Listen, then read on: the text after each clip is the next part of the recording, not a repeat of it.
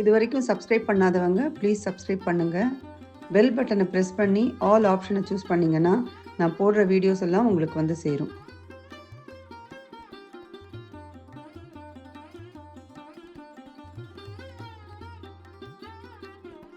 இன்றைக்கி நான் சக்கரவள்ளி கிழங்கு பாயசம் செஞ்சுருக்கேன்.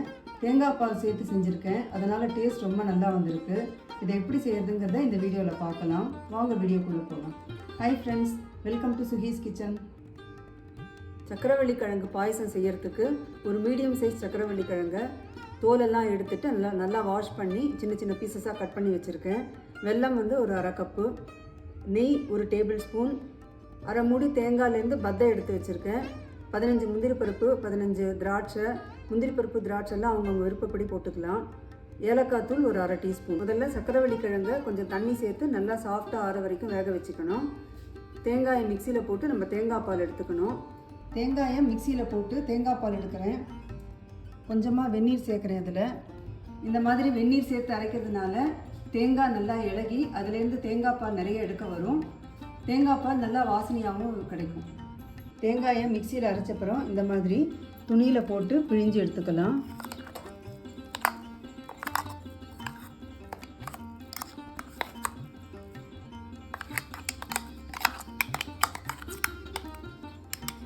இந்த மாதிரி பிழியும் போது இதில் இருக்கிற தேங்காய் பாலெல்லாம் வந்துடும்.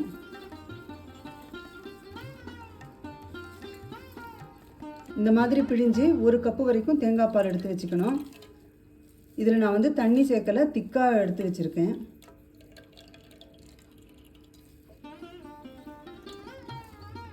தேங்காவை மிக்சியில் அரைச்சி வடிகட்டி தேங்காய் பால் எடுத்திருக்கேன். ஒரு கப் அளவுக்கு தேங்காய் பால் எடுத்திருக்கேன். சக்கரவள்ளி கிழங்கை முதல்ல சாஃப்டாக வேக வச்சுக்கலாம்.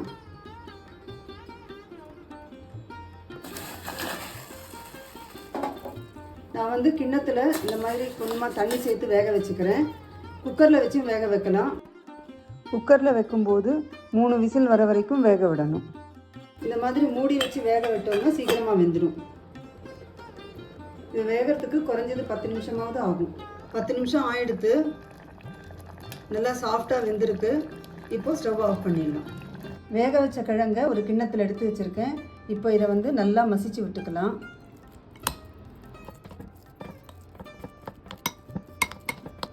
நல்லா மசிச்சு விட்டாச்சு. இப்போது சக்கரவள்ளி கிழங்கை மசிச்ச அப்புறம் ஒரு கப்பு எடுத்துக்கணும். நல்லா திக்கான தேங்காய் பால் ஒரு கப்பு எடுத்துக்கணும். ரெண்டும் சம அளவு எடுத்துக்கணும். நான் வந்து தேங்காய் பால் இதே அளவு ஒரு கப்பு எடுத்துட்டுருக்கேன். அப்போ தான் டேஸ்ட் நல்லாயிருக்கும். உங்களுக்கு வேணும்னா குறைச்சி கூட எடுத்துக்கலாம், அரை கப்பு கூட எடுத்துக்கலாம். இப்போது ஒரு கிண்ணத்தில் வெல்லம் எடுத்துட்டுருக்கேன். அதில் கொஞ்சமாக தண்ணி சேர்க்குறேன். ஸ்டவ்வை மீடியம் விட கொஞ்சம் குறைச்சி வச்சுருக்கேன். வெல்லம் நல்லா கரைஞ்சா போதும், கொதிக்கணும்னு அவசியம் இல்லை. வெல்லம் நல்லா கரைஞ்செடுத்து இப்போ ஸ்டவ் ஆஃப் பண்ணிடலாம். முதல்ல அடிகனமான பாத்திரத்தில் ஒரு டீஸ்பூன் நெய் சேர்த்துக்கிறேன். இதில் மசிச்சு வச்ச சக்கரவள்ளி கிழங்கு சேர்க்குறேன். இதை ஒரு நிமிஷம் வதக்கினா போதும். ஸ்டவ்வை சிம்மில் தான் வச்சுருக்கேன். ஒரு நிமிஷம் வதக்கியாச்சு. இப்போது 2 கப் அளவுக்கு தண்ணி சேர்க்கணும்.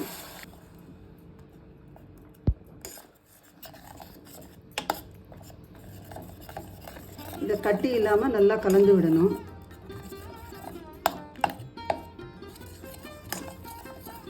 சக்கரவள்ளி கிழங்கு வேக வச்ச தண்ணியும் இதில் சேர்த்துடலாம். இதை வந்து ஒரு 3-4 நிமிஷம் கொதிக்க விட்டால் போதும். முதலே இதை வேக வச்சதுனால ரொம்ப நேரம் கொதிக்க விட வேண்டாம். ஸ்டவ்வை மீடியம் விட கொஞ்சம் குறைச்சி வச்சுருக்கேன். இப்போ தான் கொதிக்க ஆரம்பிச்சிருக்கு. ஒரு 2-3 நிமிஷம் நல்லா கொதிக்க விடலாம். 3 நிமிஷம் கொதிச்செடுத்து இப்போது வெள்ளை தண்ணியை வந்து இதில் வடிகட்டி சேர்த்துடலாம். வெள்ளத்தில் சில சமயம் கல், மண் இதெல்லாம் இருக்கும். வடிகட்டி எடுத்துடலாம், நல்லது. ஸ்டவ்வை மீடியம் ஃப்ளேம்லேயே வச்சு இதை கொதிக்க விடலாம். ஒரு 2 நிமிஷம் கொதிச்சா போதும். வெல்லம் சேர்த்தப்புறம் 2 நிமிஷம் கொதிச்செடுத்து இப்போது ஸ்டவ்வை வந்து சிம்மில் வச்சுக்கணும். அடுத்ததாக நம்ம தேங்காய் பால் சேர்க்க போகிறோம். இப்போ ஹை ஃப்ளேமில் வைக்கக்கூடாது, வச்சா திரிஞ்சிடும்.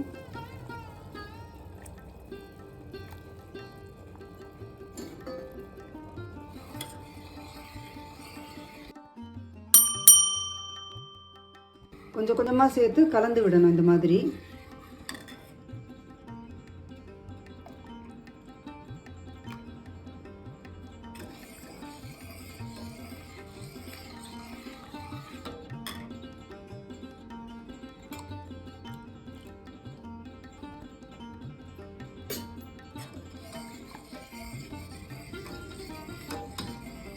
தேங்காய் பால் சேர்த்தப்புறம் கொதிக்க விடக்கூடாது.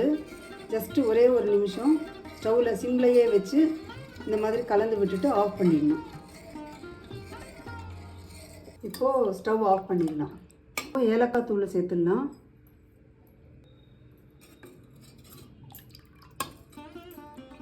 ரெண்டு டீஸ்பூன் நெய் சேர்த்து அதில் முந்திரி பருப்பு திராட்சையெல்லாம் வறுத்துருக்கேன். இப்போது அதை இதோடு சேர்க்குறேன். ரொம்ப டேஸ்டியான சக்கரவள்ளி கிழங்கு பாயசம் ரெடி. சக்கரவள்ளி கிழங்கு போட்டு செஞ்சதுனால உடம்புக்கு ரொம்ப நல்லது. இதை குழந்தைங்களும் விரும்பி சாப்பிடுவாங்க. இதை செய்யறது ரொம்ப ஈஸி. நீங்களும் ட்ரை பண்ணி பாருங்கள். உங்களுக்கு இந்த ரெசிபி பிடிச்சிருந்ததுன்னா லைக் பண்ணுங்கள், எல்லாருக்கும் ஷேர் பண்ணுங்கள், உங்கள் கமெண்ட்ஸ் அனுப்புங்க, சேனலை சப்ஸ்கிரைப் பண்ணுங்கள். தேங்க்ஸ் ஃபார் வாட்சிங்.